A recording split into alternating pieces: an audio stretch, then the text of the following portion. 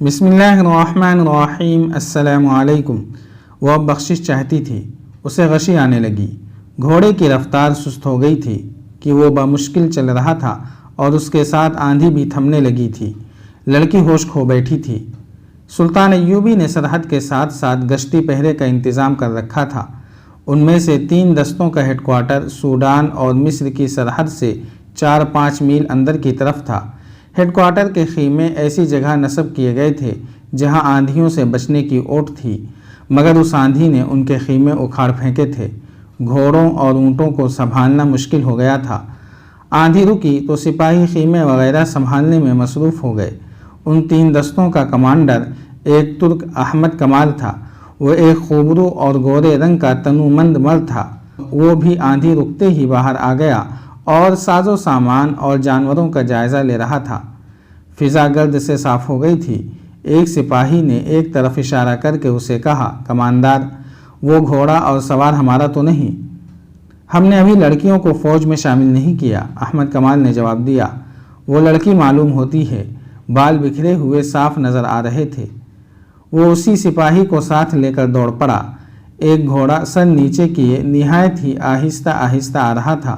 اسے چارے کی بو آئی تو ہیڈ کوارٹر کے گھوڑوں کی طرف چل پڑا۔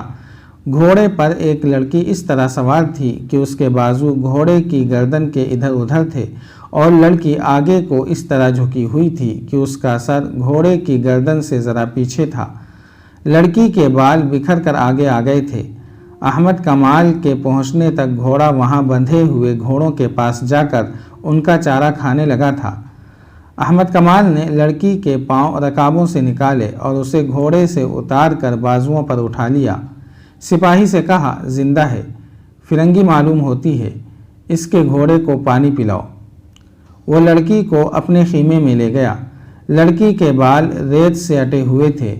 احمد کمال نے اس کے منہ پر پانی کے چھینٹے مارے، پھر منہ میں پانی کے قطرے ٹپکانے لگا۔ لڑکی نے آنکھیں کھول دیں۔ 2-4 لمحے احمد کمال کو حیرت سے دیکھتی رہی اور اچانک اٹھ کر بیٹھ گئی۔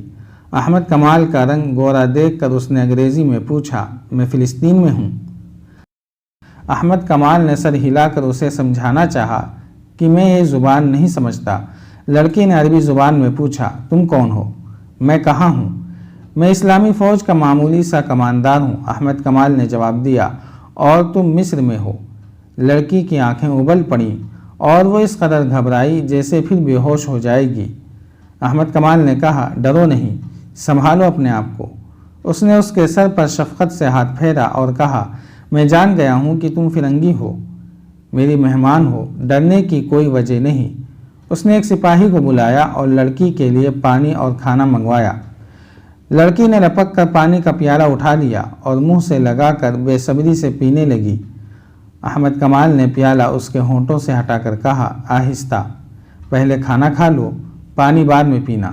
لڑکی نے گوشت کا ایک ٹکڑا اٹھا لیا، پھر وہ کھانا کھاتی رہی اور پانی پیتی رہی۔ اس کے چہرے پر رونق واپس آ گئی۔ احمد کمال نے خیمہ الگ لگوا رکھا تھا جو اس کا غسل خانہ تھا۔ وہاں پانی کی کمی نہیں تھی۔ خیمہ گاہ ایک نخلستان کے قریب تھی۔ احمد کمال نے کھانے کے بعد لڑکی کو غسل والے خیمے میں داخل کر کے پردے باندھ دیے۔ لڑکی نے غسل کر لیا، لیکن وہ بہت ہی خوف زدہ تھی، کیونکہ وہ اپنے دشمن کی پناہ میں آ گئی تھی جہاں اسے اچھے سلوک کی توقع نہیں تھی۔ اس کے ذہن میں بچپن سے یہ ڈالا جاتا رہا تھا کہ مسلمان وحشی ہوتے ہیں اور عورت کے لیے تو وہ درندے ہیں۔ اس خوف کے ساتھ اس پر حبشیوں کا، مگرمچھوں کا اور صحرائی آندھی کا خوف طاری تھا۔ اپنے ساتھ کی دونوں لڑکیوں کی موت، اور وہ بھی ایسی بھیانک موت، اس کے رونگٹے کھڑے کر رہی تھی۔ اس نے غسل کرتے ہوئے بڑی شدت سے محسوس کیا تھا کہ وہ اپنے ناپاک وجود کو دھونے کی کوشش کر رہی ہے جسے دنیا کا پانی پاک نہیں کر سکتا۔ اس نے قسم پرسی کی حالت میں تنگ آ کر اپنے آپ کو صورتحال کے حوالے کر دیا۔ احمد کمال نے دیکھ لیا تھا کہ ایسے حسن اور ایسے دلگداز جسم والی لڑکی، غیر معمولی لڑکی، مصر کے اس حصے میں ایسی فرنگی لڑکی کیسے آ سکتی تھی۔ اس نے لڑکی سے پوچھا تو لڑکی نے جواب دیا کہ وہ قافلے سے بچھڑ گئی ہے، آندھی میں گھوڑا بے لگام ہو گیا تھا۔ احمد کمال ایسے جواب سے مطمئن نہیں ہو سکتا تھا۔ اس نے 3-4 اور سوال کیے، तो लड़की के होंठ कांपने लगे। अहमद कमाल ने कहा, अगर तुम ये कहती कि तुम अगवा की हुई लड़की हो और आंधी ने तुम्हें छुड़ा दिया है तो शायद मैं मान जाता। तुम्हें झूठ बोलना नहीं आता। इतने में उस सिपाही ने जो अहमद कमाल के साथ था खीमे का पर्दा उठाया और एक थैला और एक मशकीज़ा अहमद कमाल को देकर कहा कि ये इस लड़की के घोड़े के साथ बंधे हुए थे। अहमद कमाल थैला खोलने लगा तो लड़की ने घबरा कर थैले पर हाथ रख लिया। उसके चेहरे का रंग बदल गया। अहमद कमाल ने थैला उसे देकर कहा, लो इसे खुद खोल कर दिखाओ। लड़की की ज़ुबान जैसे गुम हो गई थी। उसने बच्चों के अंदाज से थैला पीठ पीछे कर लिया। अहमद कमाल ने कहा, यह तो हो नहीं सकता कि मैं तुम्हें कह दूं कि जाओ चली जाओ। मुझे कोई हक नहीं पहुंचता कि तुम्हें रोकूं। लेकिन एक ऐसी लड़की को जो आबादियों से दूर अकेली घोड़े पर बेहोशी की हालत में भटकती हुई पाई गई है, उसे मैं अकेला नहीं छोड़ सकता। ये मेरा इंसानी फ़र्ज़ है। मुझे अपना ठिकाना बता दो, मैं तुम्हें अपने सिपाहियों के साथ हिफाजत से पहुंचा दूंगा। अगर नहीं बताओगी तो तुम्हें मुश्तबा लड़की समझकर काहिरा अपनी हुकूमत के पास भेज दूंगा। तुम मिस्री नहीं हो, तुम सूडानी भी नहीं हो। लड़की के आंसू बहने लगे। वो जिस मुसीबत से गुजर कर आई थी उसकी दहशत और हौलनाकी उस पर पहले ही गालिब थी। उसने थैला अहमद कमाल के आगे फेंक दिया। अहमद ने थैला खोला तो उसमें से कुछ खजूरें, दो चार छोटी मोटी आम सी चीज़ें निकलीं और एक थैली निकली। थैली खोली तो उसमें से सोने के बहुत से सिक्के और उनमें सोने की बारीक सी जंजीर के साथ छोटी सी सियाह लकड़ी की सलीब निकली। अहमद कमाल उससे यही समझ सका कि लड़की ईसाई है। उसे गालिबन मालूम नहीं था कि जो ईसाई मुसलमानों के ख़िलाफ़ लड़ने के लिए सलीबी लश्कर में शामिल होता है वो एक सलीब पर हलफ उठाता है और एक छोटी सी सलीब हर वक्त अपने पास रखता है। अहमद कमाल ने उससे कहा कि इस थैले में मेरे सवाल का जवाब नहीं है। अगर मैं सारा सोना तुम्हें दे दूं तो मेरी मदद करोगे? लड़की ने पूछा। कैसी मदद? मुझे फ़िलिस्तीन पहुंचा दो, लड़की ने जवाब दिया, और मुझसे कोई सवाल न पूछो। मैं फ़िलिस्तीन तक भी तुम्हें पहुंचा दूंगा, लेकिन सवाल ज़रूर पूछूंगा। अगर मुझसे कुछ भी ना पूछो तो इसका अलग इनाम दूंगी। वो क्या होगा? घोड़ा तुम्हें दे दूंगी, लड़की ने जवाब दिया, और 3 दिनों के लिए मुझे अपनी लौंडी समझ लो। अहमद कमाल ने इससे पहले हाथ में कभी इतना सोना नहीं उठाया था और उसने ऐसा हैरान कुन हुस्न और जिस्म भी नहीं देखा था। उसने अपने सामने पड़े हुए सोने के चमकते हुए टुकड़ों को देखा, फिर लड़की के रेशमी बालों को देखा जो सोने की तारों की तरह चमक रहे थे, फिर उसकी आंखों को देखा जिनमें वो तिलस्माती चमक थी जो बादशाहों को एक दूसरे का दुश्मन बना दिया करती है। वो तनुमंद मर्द था, कमानदार था, उन दस्तों का हाकिम था जो सरहद पर पहरा दे रहे थे।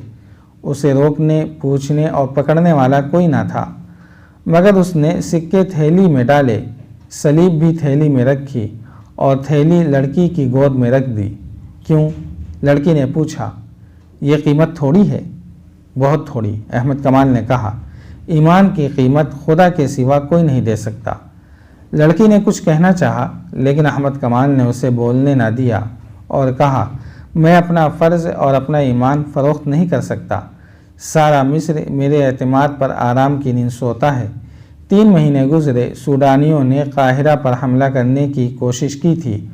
अगर मैं यहाँ न होता और अगर मैं उनके हाथ अपना ईमान फ़रोख्त कर देता तो ये लश्कर काहिरा में दाखिल होकर तबाही बर्पा कर देता।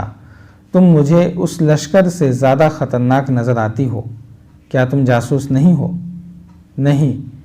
तुम यही बता दो कि तुम्हें आंधी ने किसी जालिम के पंजे से बचाया है या तुम आंधी से बचकर निकली हो। लड़की ने बेमाना सा जवाब दिया तो अहमद कमाल ने कहा, मुझे तुम्हारे मुताल्लिक ये जानने की ज़रूरत नहीं कि कौन हो और कहाँ से आई हो। मैं तुम्हें कल काहिरा के लिए रवाना कर दूंगा। वहाँ हमारा जासूसी और सुराग रसानी का एक महकमा है, वो जाने और तुम जानो। मेरा फ़र्ज़ पूरा हो जाएगा। अगर इजाज़त दो तो मैं इस वक्त ज़रा आराम कर लूँ, लड़की ने कहा। कल जब काहिरा के लिए मुझे रवाना करोगे तो शायद तुम्हारे सवालों का जवाब दे दूँ। लड़की रात भर की जागी हुई और दिन के ऐसे खौफनाक सफ़र की थकी हुई थी, लेटी और सो गई। अहमद कमाल ने देखा कि वो नींद में बड़बड़ाती थी। بے چینی میں سر ادھر ادھر مارتی تھی اور ایسا پتہ چلتا تھا جیسے خواب میں رو رہی ہو۔